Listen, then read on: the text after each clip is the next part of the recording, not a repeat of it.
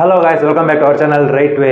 So ಇವತ್ತಿನ topic ಬಂದ್ಬಿಟ್ಟು ನಾವು ಸ್ಪೀಡ್ನ ಹೇಗೆ ಇಂಪ್ರೂವ್ ಮಾಡ್ಕೋಬೇಕು ಬ್ಯಾಂಕಿಂಗ್ ಎಕ್ಸಾಮ್ಗಳಲ್ಲಿ ಅಂತ ಹೇಳಿ. ಸೊ ಯೂಶಲಿ ಬ್ಯಾಂಕಿಂಗ್ ಎಕ್ಸಾಮ್ಗಳಲ್ಲಿ ಸ್ಪೀಡ್ ತುಂಬ ಮೇಜರ್ ರೋಲ್ ಆಗಿರುತ್ತೆ, ಅದ್ರ ಜೊತೆಗೆ ಅಕ್ಯುರಸಿನೂ ಕೂಡ ತುಂಬ ಮೇಜರ್ ರೋಲ್ ಆಗಿರುತ್ತೆ. ಸೊ ಸ್ಪೀಡ್ ನೀವು ಆ್ಯಕ್ಚುಲಿ ಇವಾಗ ಜೂನಲ್ಲಿ ನೋಟಿಫಿಕೇಶನ್ ಸ್ಟಾರ್ಟ್ ಆಗುತ್ತೆ. ಜೂನ್ ನೆಕ್ಸ್ಟ್ ಏನು ಜೂನ್ ಜುಲೈ ಆಗಸ್ಟ್ ಪ್ರತಿಯೊಂದು ಮಂತಲ್ಲೂ ಯಾವುದಾದ್ರು ಒಂದು ನೋಟಿಫಿಕೇಶನ್ ಇದ್ದೇ ಇರುತ್ತೆ. ಸೊ ಆವಾಗ ನೀವು ಸ್ಪೀಡ್ನ ಇಂಪ್ರೂವ್ ಮಾಡ್ಕೊಳ್ಳೋದು ಸ್ವಲ್ಪ ಕಷ್ಟ ಆಗುತ್ತೆ. ಇವಾಗ ರೈಟ್ ಟೈಮ್ ನೀವು ನಿಮ್ಮ ಸ್ಪೀಡ್ನ ಇಂಪ್ರೂವ್ ಮಾಡ್ಕೋಬೇಕಂತ ಹೇಳಿದರೆ.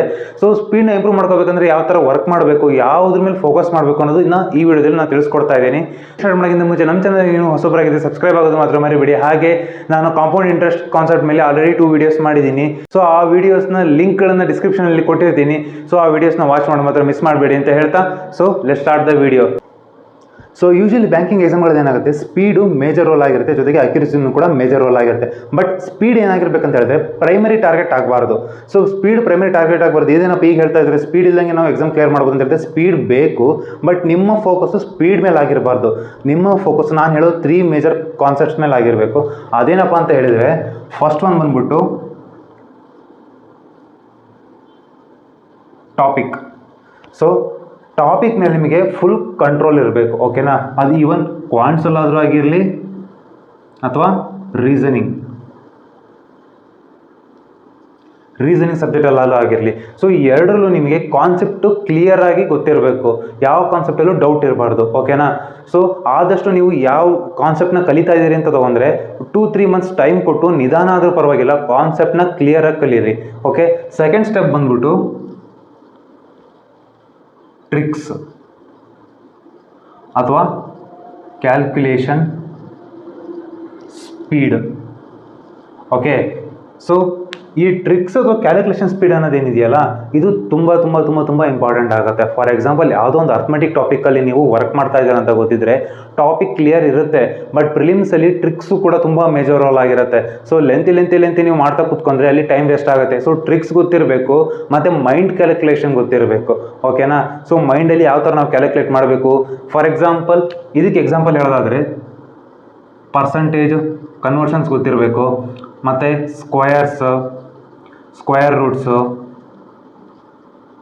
ಆಮೇಲೆ fast multiplication,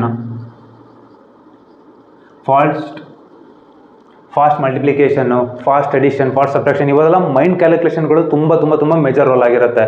so final and last step ಏನು ಅಂತ ಹೇಳಿದರೆ practice.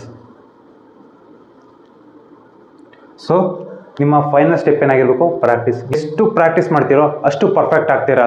So last and final step ಏನು, practice. So first 2 step ಗೊತ್ತಾಯ್ತಲ್ವಾ.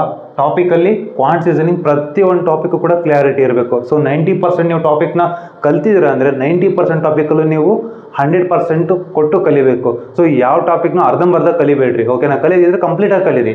Next ಟ್ರಿಕ್ಸಲ್ಲಿ calculation speed, percentage, ಸ್ಕ್ವಯರ್ಸು, ಈ ಥರ ಏನೇನು ಟ್ರಿಕ್ಸ್, ಮಲ್ಟಿಪ್ಲಿಕೇಶನ್ಸು, ವೇದಿಕ್ ಮ್ಯಾಥ್ಸ್ ಏನಾದಾಗಿರ್ಬೋದು, ಅಥವಾ ನೀವು ಬೇಸಿಕ್ ಕ್ಯಾಲ್ಕುಲೇಷನ್ ಸ್ಪೀಡ್ ಇದೆ ಅಂದರೆ ಅದು ಕೂಡ ತುಂಬ ಮೇಜರ್ ರೋಲ್ ಪ್ಲೇ ಮಾಡುತ್ತೆ.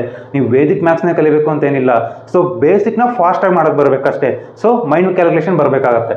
Next practice. So daily target ಹಾಕ್ಕೊಂಡು ಇಷ್ಟಿಷ್ಟು ಮಲ್ಟಿಪ್ಲಿಕೇಶನ್, ಇಷ್ಟಿಷ್ಟು ಕ್ಯಾಲ್ಕುಲೇಷನ್ಸ್ನ ಮಾಡಬೇಕು, ಮತ್ತು ಇಷ್ಟು ಅರ್ಥಮೆಟಿಕ್ ಕ್ವಶನ್ಸ್, ಇಷ್ಟು DI, ಇಷ್ಟು ಪಜಲ್ಸು. ಸೊ ಈ ಥರ ಟಾರ್ಗೆಟ್ ಹಾಕೊಂಡು ನೀವು ಡೈಲಿ ಪ್ರಾಕ್ಟೀಸ್ ಮಾಡಿದರೆ ಆವಾಗ ನಿಮ್ಮ ಸ್ಪೀಡು ತಾನೇ ಇಂಪ್ರೂವ್ ಆಗ್ತಾ ಬರುತ್ತೆ. ಅದು ಬಿಟ್ಕೊಂಡು ನೀವು ಡೈರೆಕ್ಟಾಗಿ ಮಾರ್ಕ್ ಕೊಟ್ಟು ಮೇಲಿಂದ ಮೇಲೆ ಟಾಪಿಕ್ ಕ್ಲಿಯರ್ ಮಾಡಿಬಿಡ್ತೀರಾ. ಅದಾದ್ಮೇಲೆ ಏನು ಮಾಡ್ತೀರಾ, ಡೈರೆಕ್ಟಾಗಿ ಮಾರ್ಕ್ ಅಟೆಂಡ್ ಮಾಡೋಕ್ಕೆ ಸ್ಟಾರ್ಟ್ ಮಾಡ್ತೀರಾ. ಸೊ ಅದರಿಂದ ಸ್ಪೀಡ್ ಇಂಪ್ರೂವ್ಮೆಂಟ್ ಆಗುತ್ತೆ, ತುಂಬ ಗ್ರ್ಯಾಜುವಲಿ ಇಂಪ್ರೂವ್ ಆಗ್ತಾ ಹೋಗುತ್ತೆ. ಸೊ ಈಗ ಅಷ್ಟೊಂದು ಟೈಮ್ ಇಲ್ಲ ನಿಮಗೆ ಇರೋದಿನ 1 ಮಂತ್ ನೋಟಿಫಿಕೇಷನ್ಗೆ, ಮ್ಯಾಕ್ಸಿಮಮ್ ಒಂದು 60 days to 70 days ಇದೆ ಪ್ರಿಲಿಮ್ಸ್ ಎಕ್ಸಾಮ್ಸ್ಗೆ. ಸೊ ಅಷ್ಟರಲ್ಲಿ ನಿಮ್ಮ ಸ್ಪೀಡ್ ಇಂಪ್ರೂವ್ಮೆಂಟ್ ಆಗಬೇಕಂದಾಗ ನೀವು ಮಾರ್ಕ್ಸ್ ಮೇಲೆ ತುಂಬ ಫೋಕಸ್ ಮಾಡಬೇಡಿ, ಡೈಲಿ ಟಾರ್ಗೆಟ್ ಹಾಕೊಂಡು ಟೈಮರ್ ಇಟ್ಕೊಂಡು ಪ್ರಾಕ್ಟೀಸ್ನ ಜಾಸ್ತಿ ಮಾಡಿ. ಅವಾಗ ಏನಾಗುತ್ತೆ, ನಿಮ್ಮ ಸ್ಪೀಡು ತಾನೇ ಇಂಪ್ರೂವ್ ಆಗುತ್ತೆ. ಇಷ್ಟು ವಿಷಯನ ಈ ವಿಡಿಯೋದಲ್ಲಿ ಹೇಳಬೇಕು ಅಂತ ಅಂದ್ಕೊಂಡಿದ್ದೆ. ಸೊ ಈ ವಿಡಿಯೋ ತುಂಬ ಇನ್ಫಾರ್ಮೇಟಿವ್ ಆಗಿತ್ತು ಅಂತ ಅಂದ್ಕೊಂಡಿದ್ದೀನಿ. ಸೊ ನಿಮಗೆಲ್ಲರಿಗೂ ಇಷ್ಟ ಆಗಿದೆ ಲೈಕ್ ಮಾಡಿ, ಶೇರ್ ಮಾಡಿ. ಹಾಗೆ ನಮ್ಮ ಚಾನಲ್ಗೆ ನೀವು ಹೊಸಬರಾಗಿ ಸಬ್ಸ್ಕ್ರೈಬ್ ಆಗೋದು ಮಾತ್ರ ಮರಿಬೇಡಿ. Thank you. ಸಿಗೋಣ ನೆಕ್ಸ್ಟ್ ವಿಡಿಯೋದಲ್ಲಿ.